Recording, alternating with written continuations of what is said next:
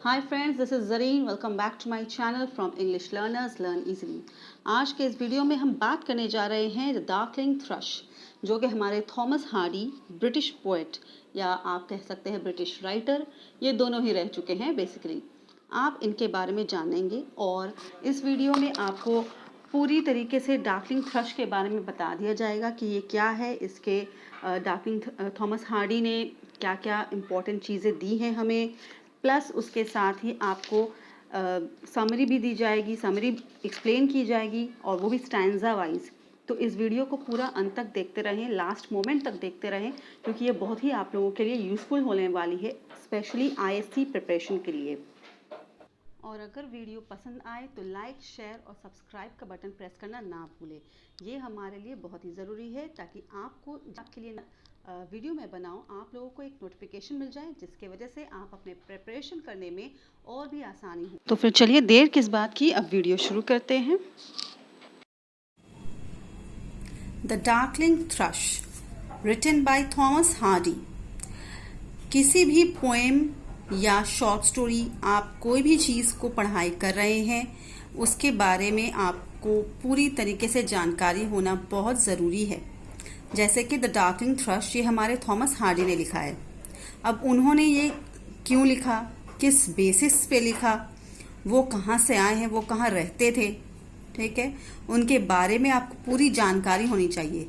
क्योंकि ये सारे पॉइंट्स जो होते हैं ना, ये इम्पोर्टेंट पॉइंट्स होते हैं। ये देखने में लगते हैं कि बहुत मामूली चीज़ है, लेकिन एक्चुअली जब आपको पेपर में आपको क्वेश्चन दिया जाता है तो आपको सबसे पहले उनके राइटर के बारे में, उनके ऑथर के बारे में, नरेटर के बारे में आपको पॉइंट आउट करके लिखना पड़ेगा। तो आइए चलिए हम लोग यहाँ से शुरू करते हैं।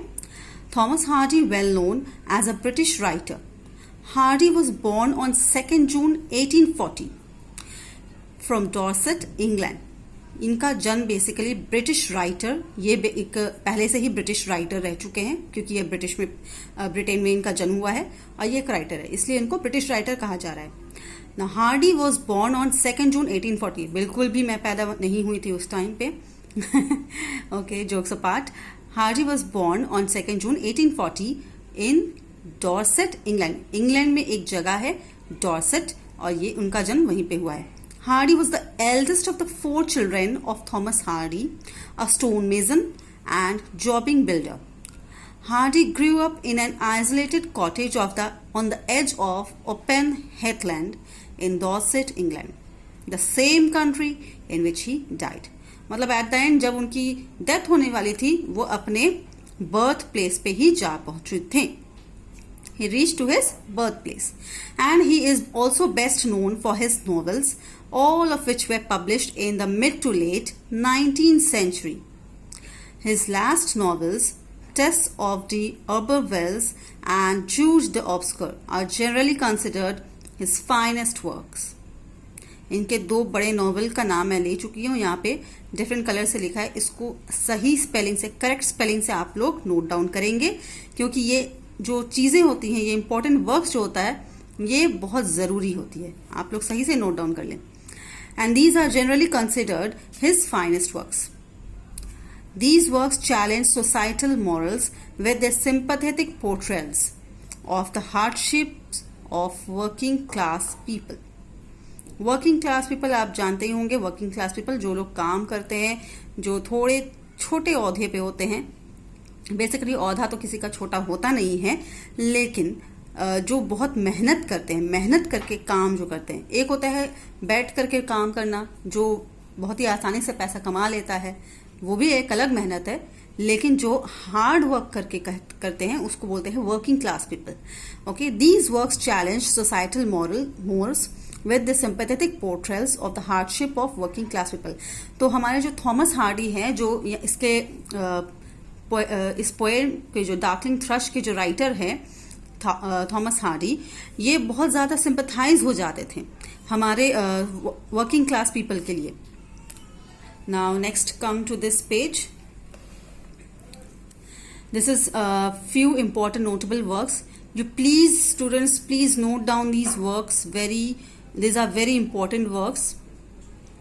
Tess of the Urbervilles, Jude the Obscure, The Return of Native, The Woodlanders, The Dynast, Far from the Madding Crowd, The Mayor of Casterbridge, Wessex Poems, The Well Beloved, A Changed Man. These are few very important and notable works. You please note down carefully without missing a single letter. Now, he began writing novels in the 1860s when he was unable to get his poetry published.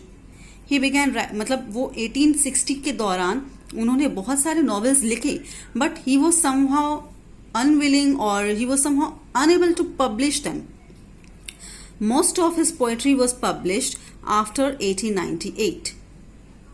Driven back to Dorset by ill health in 1867, he died on 11 January 1928, aged 87 in England.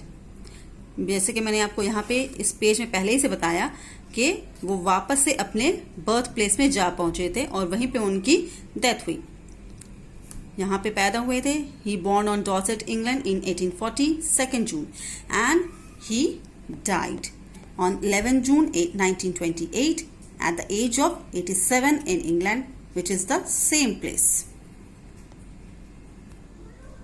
Now these 2 pages we have already completed. Now let's drive ourselves to the summary of the Darkling Thrush. At first, let me tell you one thing. What do you mean by this Darkling and what is Thrush? Darkling, which refers or which comes from the word darkness, and thrush, obviously you know it's a name of a bird. Now here I have written something, you can see as well. It's a short note I have given just for to remind yourself and nothing else. Darkling is an old word that reminds us of darkness. You can note it down in your copy as well. Now the poet stands by a gate. All he sees is a dismal, winter-bitten landscape of Britain. I hope you all have noted down. Now, basically in this poem, the Darkling is refers to as the darkness. I have told you earlier. Now, जो poet है वो एक gate पे खड़ा है and he is thinking about something. What is he thinking? He is in a kind of a sorrow that he saw in 19th century. ये जो poem है basically ये 19th century के दौरान लिखी गई थी. Let me turn back this. Now, let's come to the summary. Thomas Hardy was an English poet who was deeply influenced by Romanticism. ये Romanticism के दौरान आए थे, इसलिए he was an English poet who was deeply influenced by Romanticism. His literary works criticizes Victorian England and touches upon the unhappiness in people's lives. ये ज़्यादातर उस चीज़ों के बारे में लिखते थे जिसके वजह से वहाँ की जो सिटीजन हैं वो बहुत ज़्यादा अनहैप्पी रहा करते थे. He is considered one of the great authors of 20th century. Now let's come to this paragraph. The Darkling Thrush, originally titled by the Century Deathbed 1900, was included in the collection poems of the past and present. The poem talks about how a bird singing in a dull and dark atmosphere where everything seems gloomy. Gloomy refers to sadness. Let me write it. Gloomy refers to sadness. Okay. Now, sadness, gloomy, shows a ray of happiness to the poet. ये किसके वजह से रे दिख रहा है? The poem talks about how a bird. ये poem में हमारे जो थॉमस हार्डी हैं जो पोएट हैं वो कह रहे हैं कि ये पूरा जो एटमॉस्फेयर बना हुआ है ब्रिटेन में बिल्कुल बहुत ही ज़्यादा ग्लूमी है और वहाँ पे जब ये बर्ड सिंग कर रही है उस डल और डार्क एटमॉस्फेयर में तो वहाँ पे ऐसा लग रहा है मानो रे ऑफ हैप्पीनेस एक हैप्पीनेस की एक किरण दिख रही है. A ray of happiness. I hope you know the meaning of ray my friends. Now, the ray of happiness to the poet.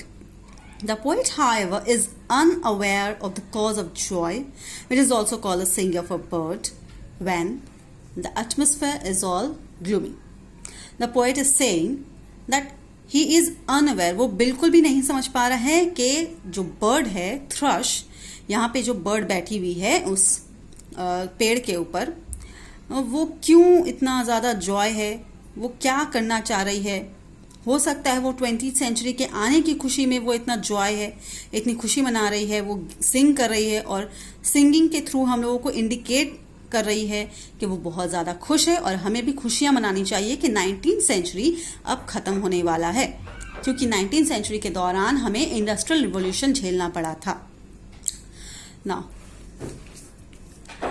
the poem is written at the end of the 19th century by Hardy, who compares the grey winter atmosphere of his surroundings to the corpse of the century. Corpse, I hope you know, the corpse is also known as the dead body.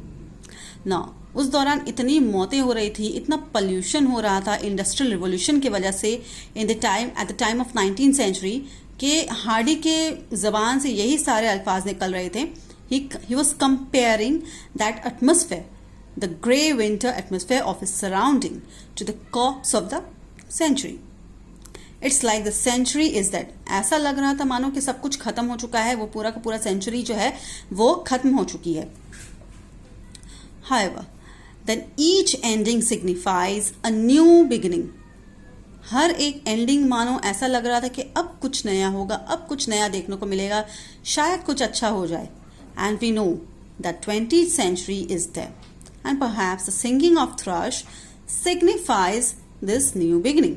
और हमने जैसे कि यहाँ पे पहले ही देखा कि thrust जो गा रही है, हो सकता है वो इसी चीज़ का इशारा है, और रे ऑफ हैप्पीनेस हमारे लाइफ में आ रहा है by the thrush, by the singing of thrush, which is signifying that it is going to be the new beginning for us, for the people of Britain.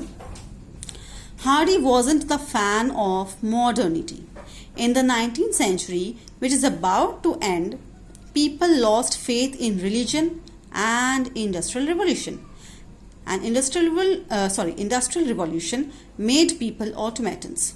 There was pollution and all sorts of problems, and the poet does not like it. Hardy बिल्कुल भी fan नहीं था modernity का, और 19th century के दौरान जब वो ख़त्म हो रहा था तो 19th सेंचुरी के ख़त्म होने के साथ साथ लोग भी अपने अंदर से जो होप होता है, HOPE, होप जो होता है उनके मन में, इच्छा जो होती है, चाहत जो होती है कि अब भाई मेरा रिलीजन जो है वो मुझे बचाएगा, ये बचाएगा, शायद कुछ अच्छा हो जाए, वो प्रे करना भूल चुके थे क्योंकि इतना कुछ उनके साथ में अब बुरा हो रहा था, और जिस चीज़ के जो कि हमारे पोएट को बिल्कुल भी भा नहीं रहा था, हमारे पोएट को बिल्कुल भी अच्छा नहीं लग रहा था। Therefore, he conveys depressing imagery about all that he sees around him. The song of the thrush brings in some hope that the upcoming century may be better, or there simply exists some hope. वो convey करना चाह रहे हैं हम लोगों से, हमारे जो पोएट हैं वो हम लोगों को कहना चाह रहे हैं कि समहाउ ये जो डिप्रेसिंग इमेजरी है जो मैं देख रहा हूँ वो शायद बदल जाए। ये जो थ्रश जो गाना गा रही है, the song of the thrush brings in some hope, वो शायद कुछ होप लेकर के आ जाए हमारे लाइफ में, और शायद हमारे 19th सेंचुरी से, जिस तरह से 19th सेंचुरी ख़त्म होकर 20th सेंचुरी आ रहा है, ये भी बदल करके कुछ नया और कुछ नया होप लेकर के आए हमारे लाइफ में और कुछ नया अच्छा करें। Now let's come to this poem. It is composed in 4 octet. You can say octet. It is of 8 line stanzas. Octet किसे बोलते हैं? Octet 8 line के stanzas को बोलते हैं। और यहाँ पे थॉमस हार्डी ने octet यानी कि 8 line के stanza को किस पैटर्न में लिखा है? A B C D। ये उनका राइम स्कीम का तरीका है। ऑक्टेट को बेसिकली उन्होंने इस पोएम में इस तरह से लिखा है। Now it is written in iambic tetrameter with lines. उन्होंने आयम्बिक टेट्रामीटर का इस्तेमाल किया है इस पोएम में, और उन्होंने 1, 3, 5 एंड 7 1, 3, 5, 7 इसे उन्होंने 4 स्ट्रेस सिलेबल चूज करके लिखा है, और 2, 4, 6, 8 यानी कि इवन नंबर्स इन्होंने अलग 3 स्ट्रेस करके लिखा है। मतलब 1, 3, 5 1, 3, 5, 7 ये हो गया मेरा 4 स्ट्रेस्ड लेवल, 4 स्ट्रेस्ड सिलेबल्स, और मेरा हो गया 2, 4, 6, 8 ये हो गया 3 stressed syllable. Okay, I hope ये सारा आपको बेसिक्स पता होगा. अगर नहीं पता है तो इसको फाइंड करके खुद से कर लीजिए, क्योंकि एक वीडियो में इतना कुछ करना मेरे लिए पॉसिबल नहीं हो पाएगा. तो अभी मैं आपको स्टैंजा वाइज एक्सप्लेनेशन दे देती हूँ कि एक्चुअल में first stanza, second stanza, third, fourth, total 4 stanzas है, जिसमें से आपके 4 ऑक्टेट है, यानी कि 8 लाइन का स्टैंजा बनाया है. एक स्टैंजा में आपका 8 लाइन्स होगा, जिसमें से आपका A B C D rhyme scheme दिया गया है. ये आयम्बिक टेट्रामीटर में है. 1 3 5 7 ये 4 स्ट्रेस सिलेबल है. 2 4 6 8 ये 3 स्ट्रेस सिलेबल है. अब हम लोग वापस से स्टैंजा वाइज एक्सप्लेनेशन में आना चाहेंगे. चलिए अब शुरू करते हैं स्टैंजा वाइज. मतलब फर्स्ट पैराग्राफ में क्या बताया है, second, third, fourth. Now the first is, in the first stanza we are introduced to the narrator as a first person. I, leaning against the wooden gate, surrounded by bushes and trees, on a wintry and isolated evening. This pose is traditionally a thinking pose, and the poet conveys that his thoughts and feelings of being stressed by the imagery, frost, spectral, grey, dregs, desolate, weakening and broken. These imageries suggest death, ghostly and cold. The broken lies in a classic image of disharmony and points to the lack of joy in the poet's visions of life. So we have completed the first stanza. I hope you all have written it in your copy or wherever you can write it in your diary as well. Let's come to the second paragraph. The second stanza. मैं बार बार याद दिला रही हूँ कि हर एक stanza में आपके 8 lines होंगे. So अभी हमने फर्स्ट 8 लाइन्स कंप्लीट किया है. Now we are coming back to the second 8 lines. Means 8 line शुरू हो चुका है, 1 to 8 लाइन्स यहाँ पे खत्म हो चुका है. Now from here we are starting 9 to 16. Now in the second stanza, the distinct land, distinct means जो कि पूरे के पूरा खत्म हो चुका है, बंजर जमीन हो चुकी है. The distinct land depicts the end of the century as the grey clouds and wind enclose the last of the century like a coffin to a corpse. Life is shrunken hard and dry, and every other being on earth appears as hopeless and numb. Second stanza में बताया जा रहा है कि सारा का सारा चीज़ें जो है वो ख़त्म हो चुकी हैं, चीज़ें जो है वो बिल्कुल कॉफिन में दफन हो चुकी है. लाइफ पूरा का पूरा ख़राब हो चुका है सबका, बिल्कुल मानो रूखा हो गया हो. ज़िंदगी में और कुछ बचा नहीं है, कोई भी होप नहीं है. Now let's come to our third paragraph. This is 16 to 24 line. Okay. Now, in the third stanza, the song of Thrush is seen as fatuous optimism in the poem. Hardy the poet chooses an old, frail, thin, scruffy-looking thrush.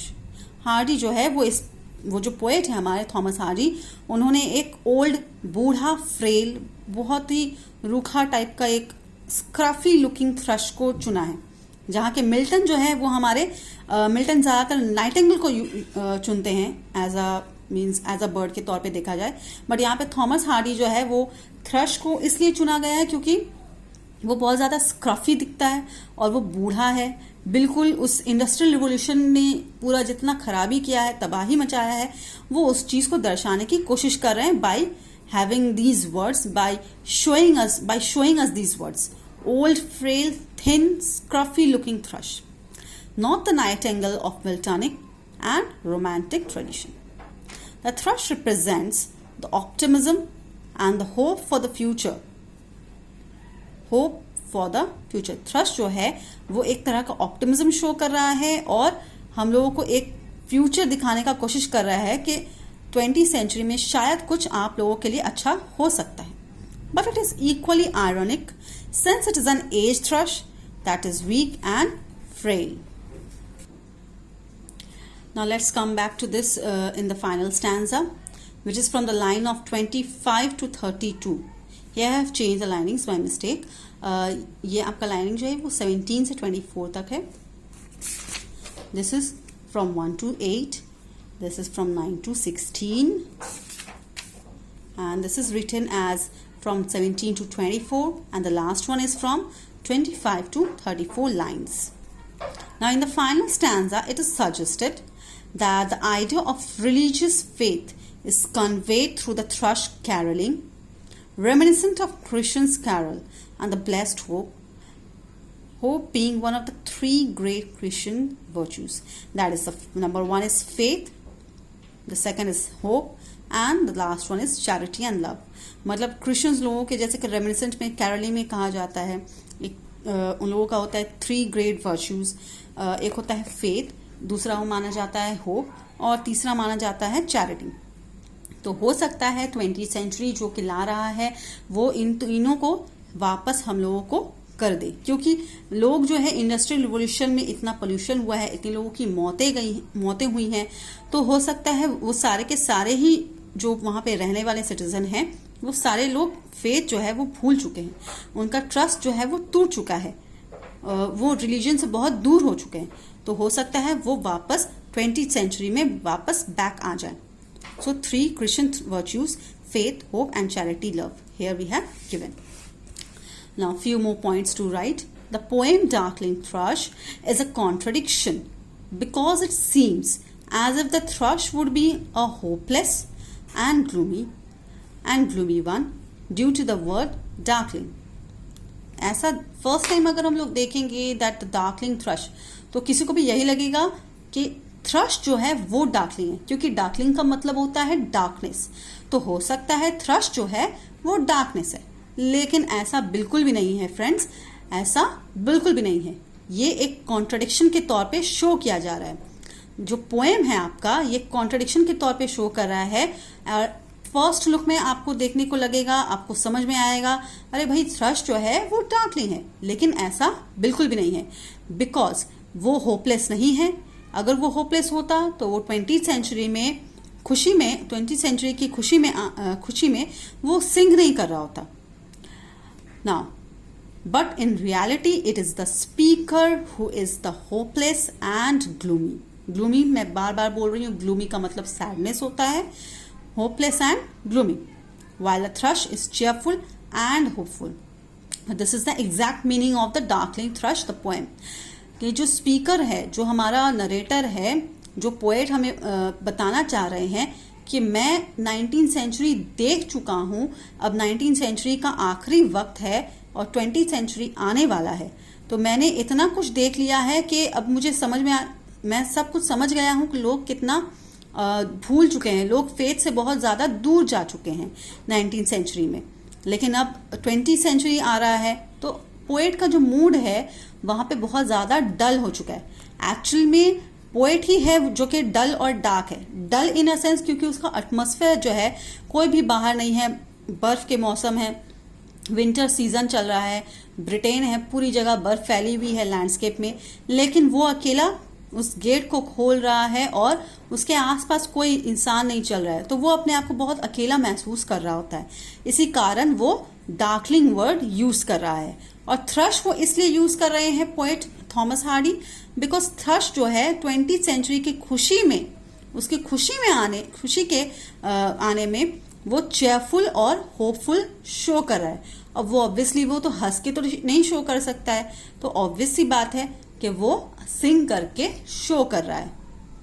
Now I hope ये जो darkling thrust है ये आपको समझ में आ गया होगा. ये आपकी शॉर्ट स्टोरीज का फर्स्ट पोएम है, सॉरी पोएम का फर्स्ट पोएम है, बाय मिस्टेक. ना अगर आपको ये वीडियो पसंद आई हो, क्योंकि मैंने बहुत मेहनत की है, और प्लीज़ इसे लाइक, शेयर और सब्सक्राइब करें. और सब्सक्राइब तो बिल्कुल लोगों को हेल्प करेंगे, सब्सक्राइब करने के लिए बोलेंगे तो दूसरों का भी फायदा होगा. सिर्फ आप अपना फायदा मत देखिए, दूसरों का भी देखिए, क्योंकि जब भी हम लोग कुछ नया वीडियो अपलोड करेंगे तो आप लोगों को भी नोटिफिकेशन मिलेगा और आप लोगों के लिए ही फायदा है. अगर वीडियो पसंद आई हो दिल से तो लाइक, शेयर और सब्सक्राइब करना ना भूलें, और जितना हो सके मेरे नोट्स को सही से प्रिपेयर करके अपना घर पे पढ़ाई करना शुरू कर दें. Thank you, bye bye and thanks for watching. और कुछ नहीं बोलना है. चलिए अब वीडियो बंद करिए और जितना हो सके वीडियो को फ़ोन को इस्तेमाल करिए अपने पढ़ाई के लिए, ना कि गेम के लिए. Thanks a lot for watching. Thank you and bye.